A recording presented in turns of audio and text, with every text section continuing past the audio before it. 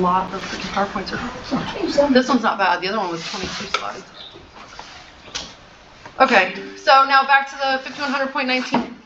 It should be Foxtrot, but this may be one version older, but not a lot's changed. For chapter B10, which is your lead control. Lead means metallic lead, all inorganic lead compounds, and organic lead soaps. Lead's low melting point, high molecular weight, high density, and malleability make it useful structural material. So lead, low melting point, high molecular weight, high density, and malleability. That might be a test question. Because why do we use it? Because of those things.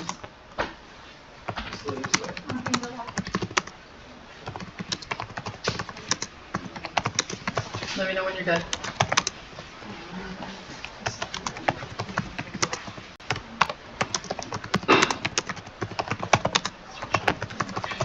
Don't hold your breath.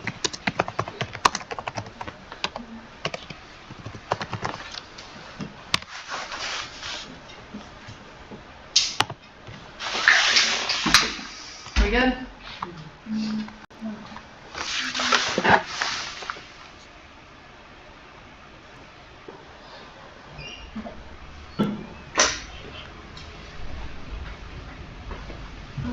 Okay. Permissible exposure limit, PEL, for an 8-hour time weighted average exposure to airborne lead is 50 micrograms per cubic meter. And you asked, do we still use lead? And you should go on a ship. Yeah. Yeah. Action level is the action level for an 8-hour time weighted average, or TWA, exposure to airborne lead is 30 micrograms per meter cubed. Without regard to respirator use. So that's literally with just your mouth open to the air. Biological monitoring and medical surveillance shall be initiated when an employee's exposure exceeds the AL for more than 30 days per year. That's the shit I would know. They may ask you the permissible exposure level is airborne is 50 micrograms per cubic meter. I doubt it. I would say biological monitoring and medical surveillance shall be initiated when an employee's exposure exceeds the AL for more than 30 days. It's going to ask you how many days. And then you're going to have 4 options. 20 days, 5 days, 10 days, 30 days, 60 days, whatever. Are we good? No. I'm like getting super over time, so that's why I'm trying to kind of rush you guys. Yeah. I would highly suggest getting out your phone and taking pictures of the screen. Okay. That might be easier. Just take pictures of the screen and then transcribe it later. Okay. Or if you have the PowerPoint, just go back to the PowerPoint later. And I mean, it has an asterisk next to it for this one specifically. Lead control responsibilities. The CO shall not authorize paint removal for cosmetic reasons or due to excessive paint thickness. That's why these gray floaty things have a lot of paint on them. They may only authorize paint removal to protect the ship from corrosion when incidental to hot work and when bare metal is required for an inspection. The safety officer shall verify that the ship has the proper clothing and equipment aboard to protect personnel during shipboard lead work. Notify the commanding officer when sufficient funds are unavailable to obtain mandatory protective clothing, because then guess what? Nobody's out there chipping paint. We're always out there chipping paint. The following elements as a minimum are necessary to carry out effective lead control. Industrial hygiene survey. Control of lead in the workplace environment. Waste disposal procedures, medical surveillance, written compliance plan, worker and supervisor training. Sure, there's nothing on that slide. An industrial hygienist shall evaluate all workplaces in which lead is used. The evaluation shall be accomplished during the baseline and periodic industrial hygiene surveys. Annual survey. IH surveys, annual, and the baseline. So that would be the test question. Baseline and periodic surveys is when your IH, your industrial hygiene officer, has to evaluate your lead program. Within 5 working days after the receipt of exposure monitoring results, the command shall notify affected personnel in writing of results that represent their exposure. So it will be the commanding officer has how many working days to provide in writing the member that has been exposed to lead? They have 5 working days.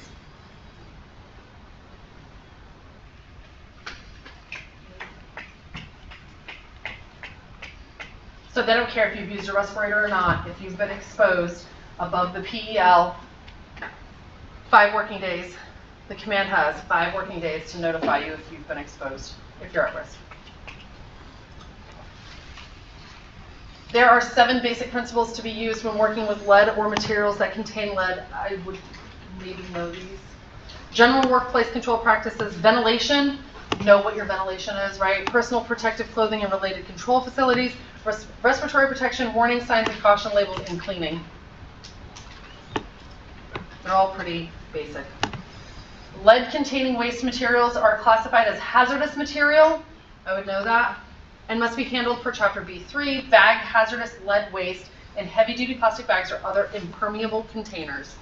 Label containers such as bags and trash cans with lead weights only. That's a test question, like I would assume. I've never seen this on the test, but lead waste only. Medical surveillance consists of pre-placement medical evaluation, blood lead monitoring, and follow-up medical evaluation based on the results of blood lead analysis, worker complaint, and physician opinion. So worker complaint as in, I feel this way. Blood lead analysis is obviously a lab draw, and physician's opinion of the way the person looks. Personnel are included in this program when industrial hygiene surveillance indicates that they perform work or are likely to be in the vicinity of an operation which generates airborne lead concentrations at or above the AL more than 30 days a year. So you will be placed on the lead surveillance program if you are at a work center or on a ship or whatever in a unit where the lead concentrations are above the AL more than 30 days per year. That sounds like a good test question to me. Inclusion in this program is based on measured airborne concentration without regard to the respirator, which we've already said 3 times.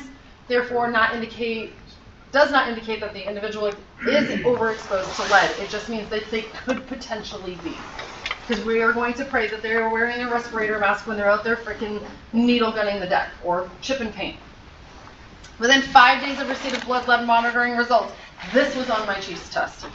Within 5 days of receipt of blood lead monitoring results, the command shall notify affected personnel in writing of his or her blood lead if their blood level is at or above 30 micrograms per 100 grams. So, it was the 5 days that I saw. But again, blood level 30 micrograms out of 100 grams. All records of exams, possible lead-related conditions, related lab results in all forms, and correspondence related to the person's medical history shall become a permanent part of the health record and be retained for the period of naval service plus 20 years or 40 years after the date of the last entry, whichever is longer. So the last time it was documented in their medical record that they had a lead exposure, it will be 40 years before that medical record is destroyed. What's up? What's the difference between this within 5 days of receipt of notifying them and then within the 5 working days? So the other one is if there was, if they thought that you had been exposed, that's it. If they just thought, hey, you were outside or you were in this space during this time and it exceeded, we believe it exceeded this amount because IH survey came back like this and you may have been affected, they have 5 working days to tell you you may have been affected. This is for your blood test results only. Yep. And that's not 5 working days, it's 5 days. 5 days from the time they receive your blood report to tell you that you have a blood result of 30 micrograms over 100 grams, and that means you have lead poisoning. So if I'm getting this right, maybe you guys correct me wrong, because I think this was going to help make it sense for you, right? It's total of a whole 10-day thing, right? You got 5 days to report the incident. Then, when you're on those 5 days, you're going to go get tests done, and then within 5 days, they have to let that member know what the results are from that test. Yeah.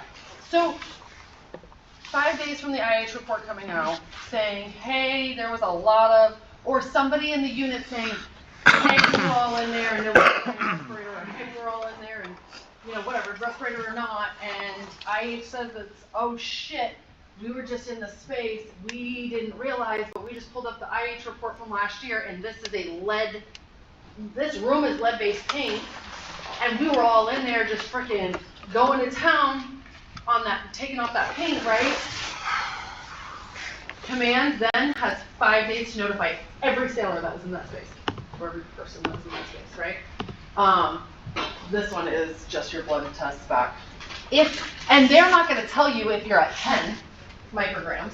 They're not going to call you and be like, within 5 days, hey, your blood test results are 10. No, it's only if it's 30 or greater, because it means you have lead poisoning. And they have to know to tell you because they have to make sure you go to medical. What's up? Is that an accurate timeline? Just because I know being lab techs, we send stuff to either lab or anything, and that's like around a 4-day turnaround time. So it's from the time they get the result, not from the time you get your blood drawn. Because I get my blood drawn and I'm not getting a result back, but lead testing happens in-house usually. Not all of it, actually. It depends. I guess it depends on where you work too. So if you go and get drawn at Sewell's Point or like TPC Suffolk or something, right? And your blood's not even being sent to Portsmouth until that evening. Yeah. And then the hospital gets it, receives it. They don't even mail it out until the next day. This is 5 days from the date the command gets the report of your blood test. The command, the results go to the CO. Your CO gets those results. The CO now has 5 days to tell you. He can sit in his office and read those results 400 times, and on day 5, he has to pick up the phone and say, come upstairs, I have a letter for you. Because he has drafted in writing the letter that says you have lead poisoning. Okay? Any questions? Fabulous. One more PowerPoint. One more, right? And then we got MCTP next. Chapter 23 and B22. You have 2? So you have B22 up, right? Yeah, I sent it. It should be in that email. Did I already do B23? That one you need to do right there. Yeah, B22.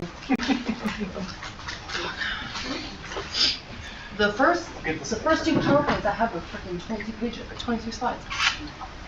That's aggressive. Not what I want. Yeah. And there's a lot of words. Try not to read them all. All right. OPNAV 5100.23 golf. We're back to the other instruction. Chapter B22, and it's because it's all safety, occupational health, and safety, occupational health afloat. Know the difference between the two. Chapter 22. Question, and this probably don't sound real crazy, but I'm still crazy if I don't ask.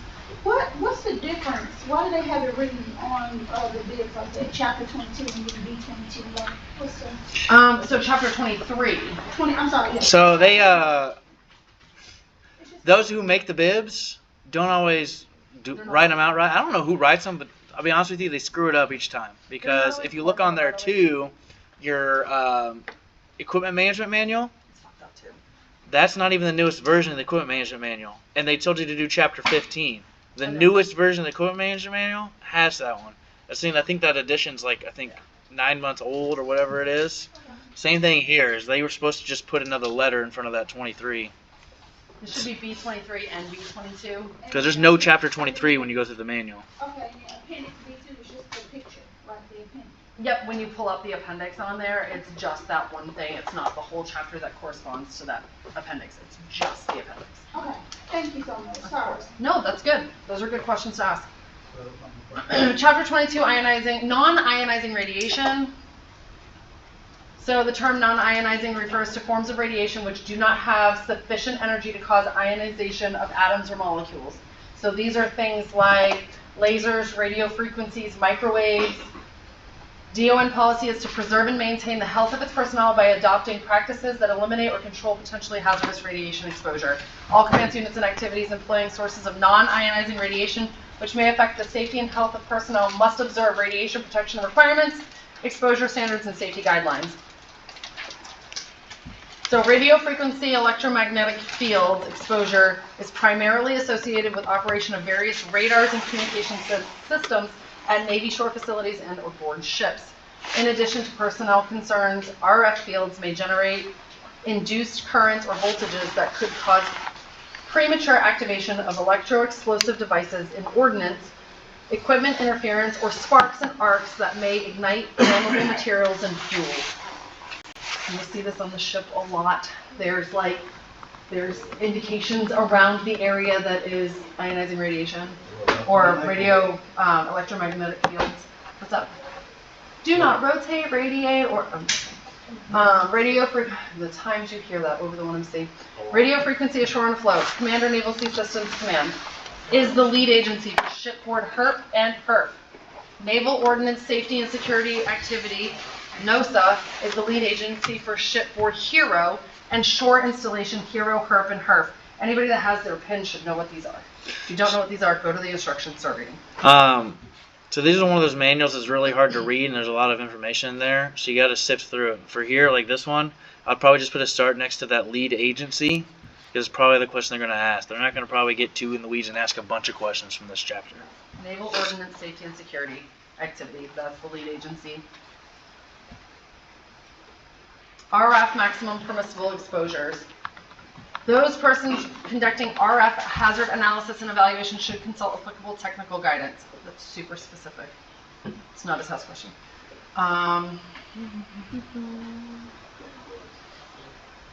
There's no, so like if you look at this, there's no numbers that stand out. There's no time frames that stand out. There's no most common or primary. So something like this, I would just keep going.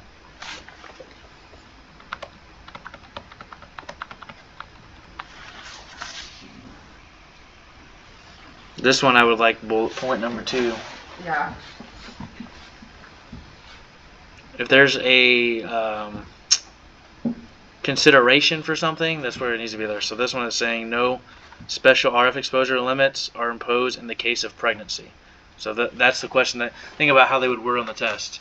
Are you able to are there a limit if I'm pregnant on radiation exposure?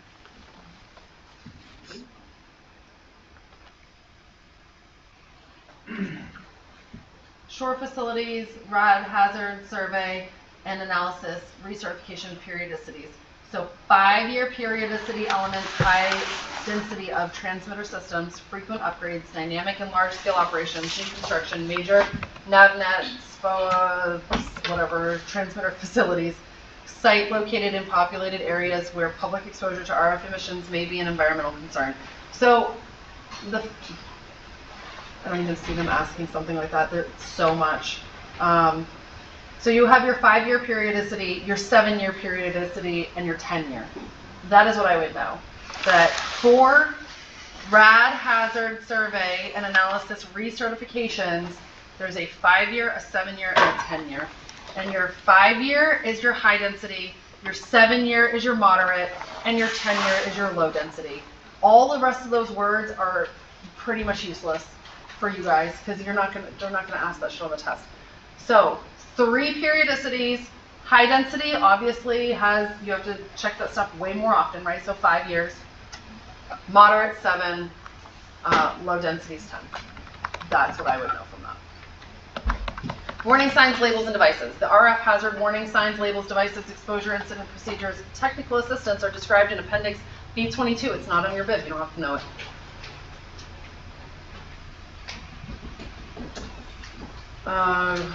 I mean, there has to be RF hazard warning signs posted, but it doesn't tell you a color or size. Shit, it doesn't say shit. So, again, I don't know what they would ask from that.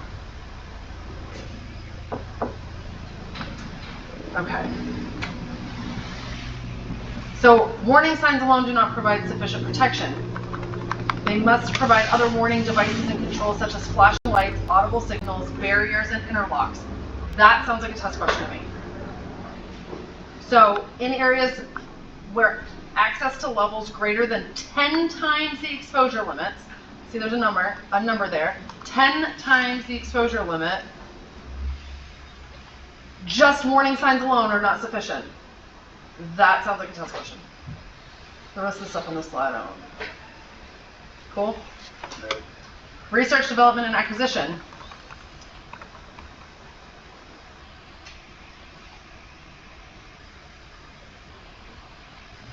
I promise I will have read all of the stuff before tomorrow. I just didn't have all of these slides before today, so I didn't get to read them all. So again, the command has to give you your safety information, any operational restrictions, exposure distance, safe exposure distances, things like that have to be, they have to be told to you. As the employee, you have a right to know, and they have the obligation to tell you all your safety stuff. Training.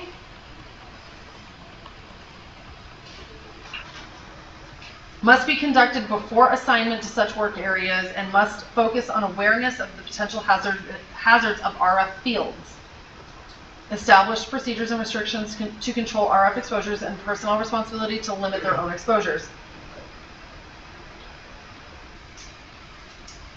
They may incorporate RF training in periodic safety. That doesn't sound like a test question to me because it's not a must or shall. Radio frequency safety officer has to be designated, and they have to do training in e-learning or some other DoD website. Activities must include, as part of in-dock training, awareness training, information on the hazards and safety requirements for RF sources on the installation. So in-dock, you have to know where your RF sources are. Hazard controls. The Navy does not authorize RF shielding protective clothing for routine use as a means of protecting personnel. Electrically insulated gloves and shoes you can wear, but you're not precluded from wearing them, but the Navy doesn't pay for them.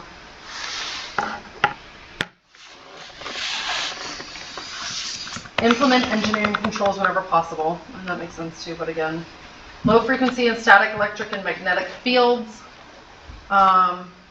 Magnetic fields around power lines, electrical devices, and appliances. So distance is always the one on the test, right? What decreases your risk of exposure? Time and distance. Those are the two things that they talk about. Or what helps with exposure after you've been exposed? Time. Time and distance from the source are the only two things that are going to make you feel better. And shielding. Huh? And shielding. And well, yeah, time, distance, and shielding. The body acting as a conductor experiences induced charges and internal current flow from the electric and magnetic fields. Okay. Responsibilities are covered in this chapter as well. These are described. There are described responsibilities for ComNav C-SysCom, NOSA, Chief of BUMED, Naval Surface War. What's wrong? I'm sorry. I'm going to call it as it is. I'm a little irritated because, like, this is the slide I would probably want more detail on than the other stuff, because responsibility is probably what's going to be asked. I would challenge y'all after this to go back and look and just see if there's anything that stands out for these specific responsibilities. Yeah. Yeah, this slide, this PowerPoint, I would read this chapter, you guys, because none of the numbers and the stuff that should be in there aren't a lot of numbers associated with it, but there are some. Go back and read this because the PowerPoint's a little rough. Radio frequency radiation technical assistant. This section of the chapter has telephone numbers, email, mailing addresses. You don't ever need that shit, you guys. You don't need all that. So DON is committed to safeguarding personnel health by limiting exposures with permissible guidelines, managing hazardous non-ionizing radiation through various means, controlling areas with potential harmful exposure, informing and training personnel about workplace exposures and protective measures, investigating and documenting overexposure incidents, appointing experts to the DoD Transmitted EMF Radiation Protection Working Group. Please review this chapter of the instruction in its entirety, clearly. Okay, I apologize for that one, y'all. That was rough. How are y'all feeling? A little painful on that one? I apologize. Is it possible to have those specific ones emailed to us? Yep. Yes. Because they're not on HN University. They're not on there yet. Yeah. It just has chapter 15 on it. Correct. So I think I told y'all I'm the only one that actually goes in and scrubs GoHMU every cycle and actually makes the newest PowerPoints or has somebody else make the other PowerPoints and then update them. Yeah, so I'm the only one that scrubs it. So we had a team of like 8 to 10 people So I'm sorry. Some of them, that's why it's like a one-man team right now. I have one guy that uploads the site stuff at the site for me. But yes. We'll be better. We'll be better. Say what? No, I do not get paid. You ever made a Kahoot or a Quizlet? Have I ever made a Kahoot or Quizlet? No, I made study guides and stuff like that, and that's where the Google Classroom comes into play. And that Yeah, but it'd be nice to incorporate into the class the Quizlet or Kahoot at the end. Kahoot's fun. It's like a challenge with everybody. So go over the information. we do. So I have Chief Blackman that actually had that stuff to push out to you today. She was doing the day 1, day 2 quizzes that we're gonna send y'all. So y'all can do that. And then that big study guide is what I'm working on. Is the big golden nugget I have for y'all. Yes, it says HMC, but that study guide, a lot of those instructions on there are already on your bibs. So all I'm gonna do is add in some of the little extra bibs that you have on there. I have one that'll send to you as well. HM1, she became HM1. Used to be Shay, H2 Shay, then became HM1 Parish. She made it.